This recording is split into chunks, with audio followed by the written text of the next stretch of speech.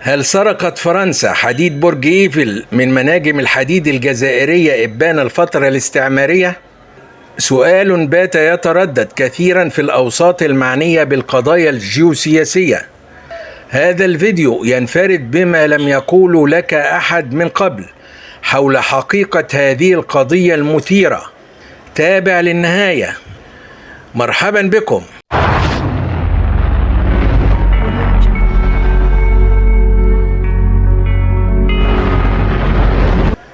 يصنف برج إيفل باعتباره أحد أهم المعالم السياحية ورمزا للعاصمة الفرنسية باريس، وهو من تصميم المهندس الشهير جوستاف إيفل.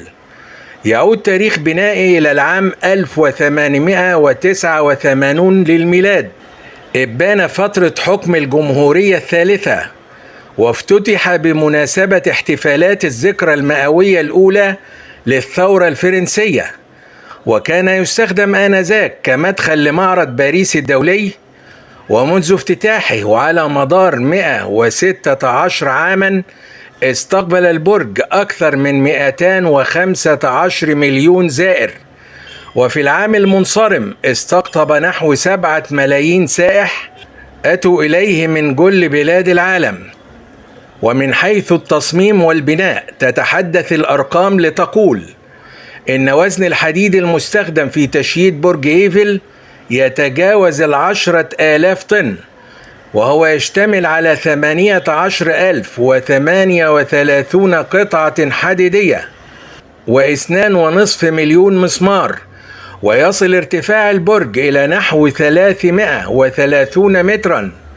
يمكن الصعود إلى قمته بواسطة 1665 مصطبة أو عتبة، وهو مضاء بأكثر من 20,000 مصباح، ويعلوه 120 هوائيا.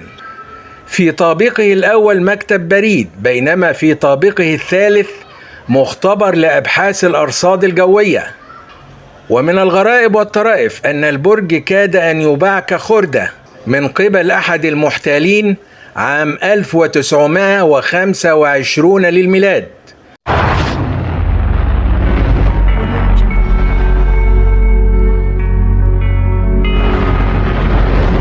وكان غير واحد من الباحثين والمؤرخين قد ذهبوا إلى القول بأن نحو 7,000 طن من حديد برج إيفل هي في الأصل حديد جزائري استخرجته فرنسا من التراب الجزائري، وتحديدا من منجمي زكار والروينة على تخوم مدينة خميس مليانة بولاية عين الدلفي، وذلك خلال الفترة الاستعمارية. واستخدمت في ذلك فرق البحث عن المعادن والأتربة النادرة التي كانت مرافقة للجيش الفرنسي. وقد استند الباحثون والمؤرخون لترجيح فرضيتهم حول السرقة الفرنسية للحديد الجزائري على 3 أمور أساسية، هي: أولا، ما قاله مصمم البرج المهندس جوستاف إيفل الذي أشاد بجودة ونقاوة حديد الجزائر المكتشف في ذلك الوقت. ثانيا، رصد نشاط ملحوظ في حركة السفن بين الجزائر وفرنسا خلال فترة ما قبل بناء برج إيفل، حيث كانت تنقل أطنان من المعادن والأتربة من أرض الجزائر باتجاه الموانئ الفرنسية. أوردت ذلك صحيفة أسبوعية متخصصة تدعى صدى المناجم كانت تصدر في باريس قبل بناء البرج، والتي أشارت إلى أن أهم ما يميز المادة الأولية للحديد الخام الجزائري هي نسبة الحديد العالية فيه، وكذلك احتوائه على نسبة معتبرة من مادة المنجنيز.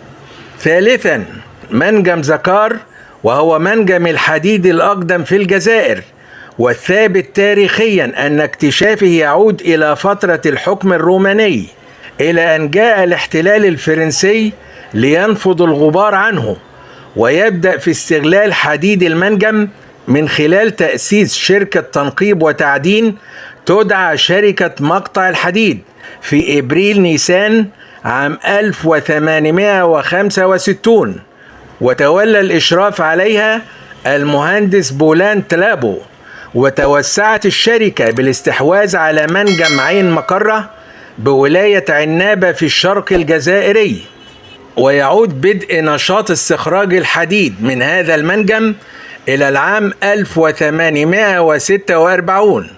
ثم استولت الشركة في العام 1879 على منجم حديد آخر يقع عند تخوم مدينة بني صاف بولاية عين توموشنت في الغرب الجزائري.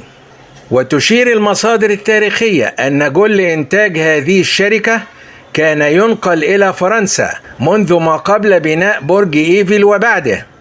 أورد ذلك المؤرخ الفرنسي أغوست باولاوسكي في كتابه الموسوم دليل المناجم والخامات المعدنية في فرنسا والجزائر، الذي صدر في باريس عام 1919 للميلاد.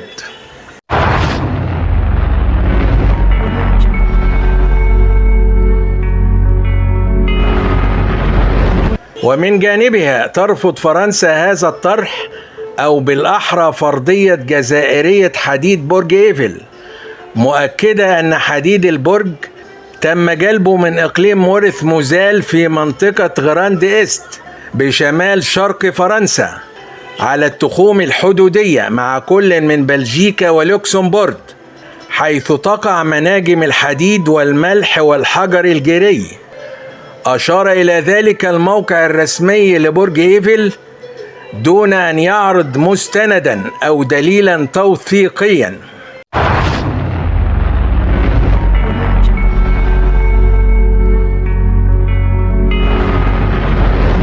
والسؤال الذي يطرح نفسه: هل حديد برج إيفل جزائري المصدر؟